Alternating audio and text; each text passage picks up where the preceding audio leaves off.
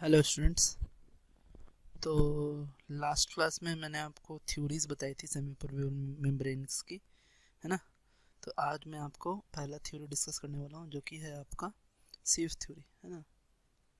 सीव theory, ये सीव theory कहता है कि जो आपका सेमी परमिएबल मेम्ब्रेन है ना, ये जो एसपीएम है, एसपीएम, इसमें बहुत ही छोटे छोटे क्या होते हैं, सीव्स होते हैं, है ना, पोर्स होते हैं। और ये जो पोर्स हैं, इसी पोर्स के थ्रू आपका क्या होता है कि इस पोर्स के थ्रू पास होते हैं आपके सॉल्वेंट मॉलिक्यूल, ठीक है। लेकिन अब प्रॉब्लम क्या है कि ये जो पोर्स हैं, ये इस थ्योरी का प्रॉब्लम बस इतना हो गया कि ये जो पोर्स है, ये पोर्स सॉल्यूट मॉलिक्यूल को क्यों नहीं पास होने देता है। तो थ्योरी आई कि सॉलिड मॉलिक्यूल बड़ा होता है, जो सॉलिड मॉलिक्यूल होता है वो बड़ा होता है। लेकिन अगर सॉलिड मॉलिक्यूल हमने छोटा भी ले लिया तो भी सॉल्यूट जो है वो पास नहीं होता है। सॉल्यूट मॉलिक्यूल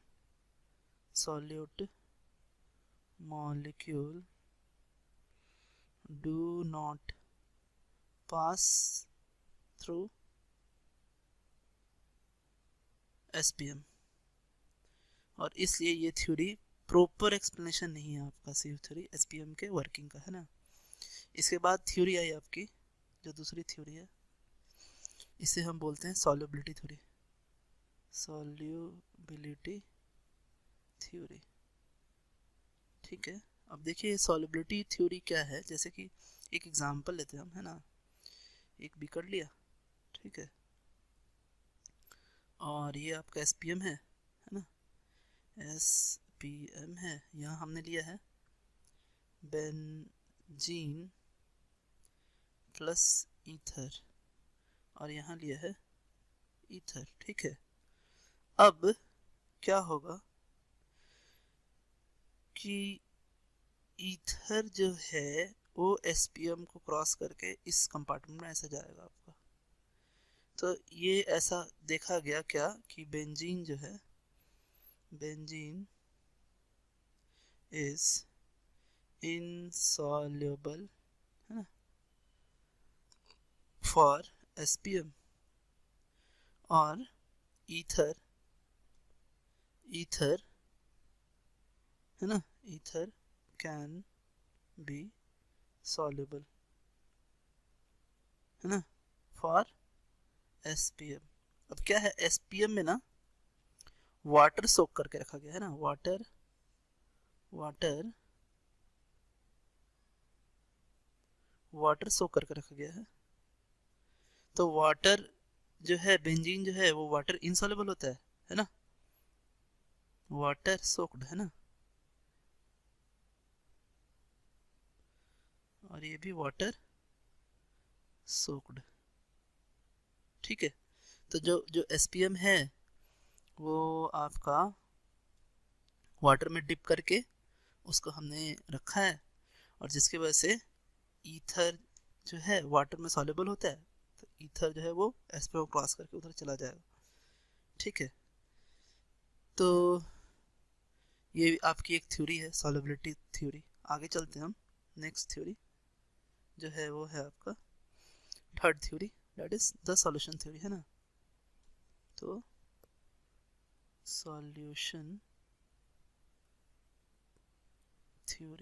थ्योरी क्या कहता है, जैसे ये हमने एक बीकर लिया है ना, और यहाँ पे हमने लिया है आपका एसपीएम, है ना, ये है एसपीएम। अब एसपीएम क्या होता है, ये प्रोटीन होता है ना।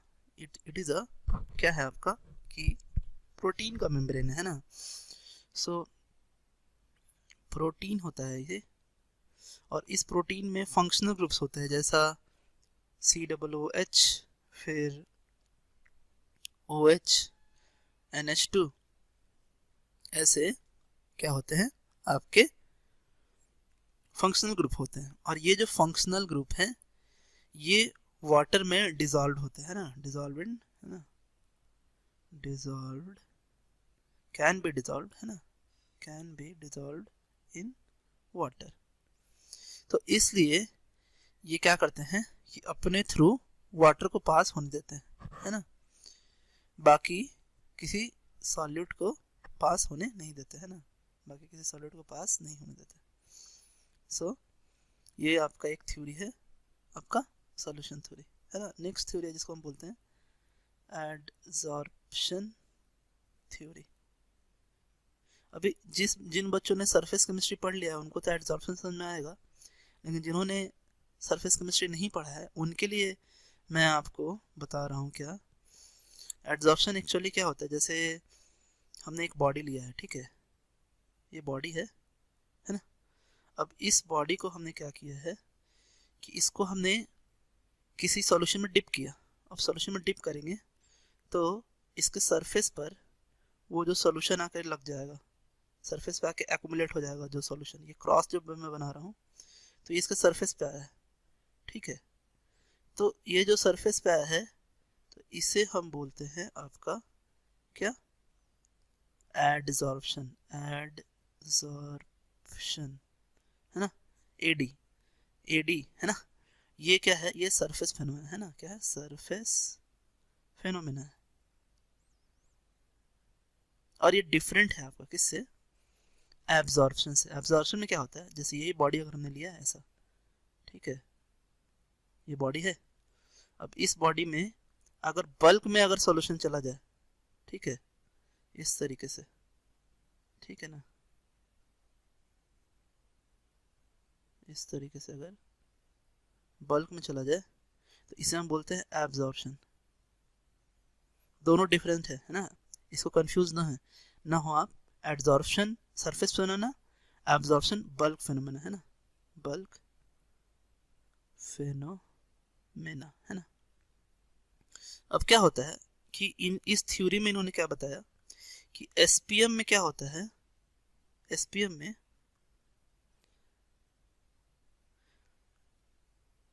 प्रेफरेंशियल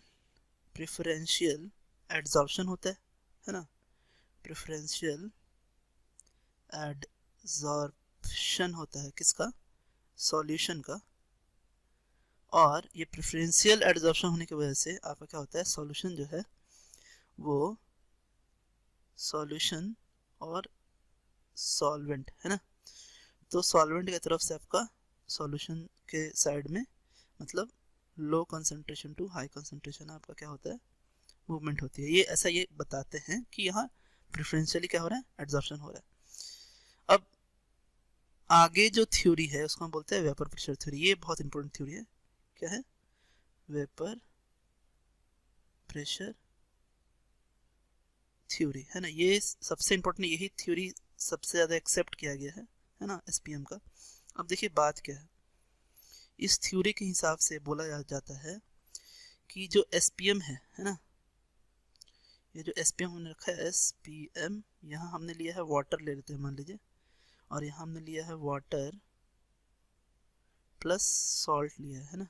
अब देखिए अब क्या होगा कि एसपीएम में जो पोर्स होते हैं ना, वो पोर्स बहुत ही छोटे छोटे होते हैं ना, इसको बोलते हैं माइक्रो पोर्स, है ना, माइक्रो पोर्स। तो जो पोर्स होते हैं, है ना,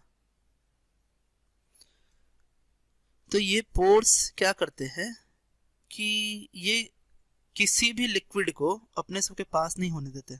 कोई भी लिक्विड हो, वो लिक्विड फॉर्म में इस माइक्रोपोर से पास नहीं होगा। वो लिक्विड फॉर्म में क्या होता है, मॉलिक्यूल्स के बीच में डिस्टेंस कम होता है। लेकिन हाँ, अगर वो लिक्विड वेपर फॉर्म में आ जाए तो वेपर फॉर्म में आने के बाद क्या होगा कि अब वो इजीली एसपीएम से होके पास कर सकता है। तो एसपीएम से इनके कहने का मतलब है कि molecules in vapour phase can pass, है ना, पास, है ना, थ्रू एसपीएम, है ना। तो ये एसपीएम के थ्रू हो करके जो मॉलिक्यूल है वो वेपर फेज में पास कर सकता है। अब समझते हैं क्या है, देखिए ये आपका प्योर है, ये कंपार्टमेंट 1, कंपार्टमेंट 2 नाम दे देता हूं मैं, है ना। समझिए कि कंपार्टमेंट 1 में क्या है, प्योर सॉल्वेंट है, और कंपार्टमेंट 2 में क्या है, सॉल्यूशन है। और इसका जो वेपर प्रेशर होगा वो पी स्टैंडर्ड होगा, और इसका जो वेपर प्रेशर होगा वो क्या होगा, पी होगा, है ना। तो हम जानते हैं कि जो pure solvent vapour pressure of pure solvent, है ना, is greater than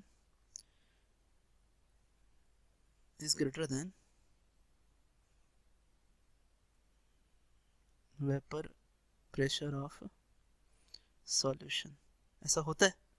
और इसलिए अब क्या हुआ कि जो वाटर है ये आपका लो कंसंट्रेशन है, और ये सॉल्यूशन हाई कंसंट्रेशन है, तो ये लो कंसंट्रेशन से हाई कंसंट्रेशन की तरफ आपका वाटर जो है वो मूव करना चालू कर देगा, ठीक है।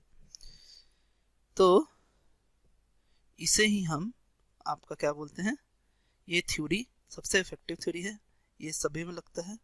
और इसमें हमने जाना कि जो ऑस्मोसिस हो रहा है वो ऑस्मोसिस डिपेंड कर रहा है किस पे, so process of osmosis depends on क्या, वेपर प्रेशर, है ना। तो इस वजह से यहाँ पर क्या हुआ है, ऑस्मोसिस हो रहा है। तो हमने ये अच्छे से समझा कि एक्चुअली क्या क्या है इसमें, थ्योरीज वगैरह क्या है बातें हैं। अब हम समझेंगे कि एक्चुअली ऑस्मोसिस और आपके डिफ्यूजन में क्या डिफरेंस है ना। ऑस्मोसिस और डिफ्यूजन में क्या क्या डिफरेंस है, तो देखिए ऑस्मोसिस, है ना, एक साइड ऑस्मोसिस ले लिया और एक साइड क्या ले लिया, डिफ्यूजन ले लिया, है ना। तो पहली बात हम समझते हैं, ऑस्मोसिस में क्या होता है कि आपका सॉल्वेंट मूव करता है ना। और सॉल्वेंट जो मूव करता है वो मूव करता है आपका low concentration to high concentration. कौन मूव करता है, सॉल्वेंट, है ना। और डिफ्यूजन क्या प्रोसेस है, डिफ्यूजन समझते हैं पहले। ऑस्मोसिस तो मैंने आपको बताया, डिफ्यूजन क्या होता है, जैसे ये आपके कुछ गैसेस हैं यहाँ पर, इस तरह से मीडियम गैसेस है ना, ये मीडियम गैसेस है, ठीक है, क्रॉस बनाया मैंने, है ना। अब मीडियम गैसेस मैंने क्या किया कि मैंने एक जगह एक डिफरेंट गैस को छोड़ दिया, है ना। अब ये क्या होगा कि ये जो पॉइंट गैसेस है ये आगे की ओर बढ़ेंगे और ये क्रॉस इधर की ओर बढ़ेंगे। तो जो मूवमेंट हो रहा है वो मूवमेंट पहला तो आपका क्या हो रहा है, high concentration to low concentration हो रहा है। किसका, आपके जो मीडियम गैसेस हैं उनमें जो गैस हमने इंसर्ट किया है उस गैस का मूवमेंट क्या है, high concentration to low concentration. और यहाँ सॉल्वेंट का मूवमेंट क्या है, low concentration to high concentration. दूसरा, जो आपका सॉल्यूशन का जो मूवमेंट होता है वो स्पेसिफिक डायरेक्शन में होता है, एक डायरेक्शन में होता है, और सिर्फ सॉल्वेंट ही मूव करता है। ओनली सॉल्वेंट मूव्स, है ना।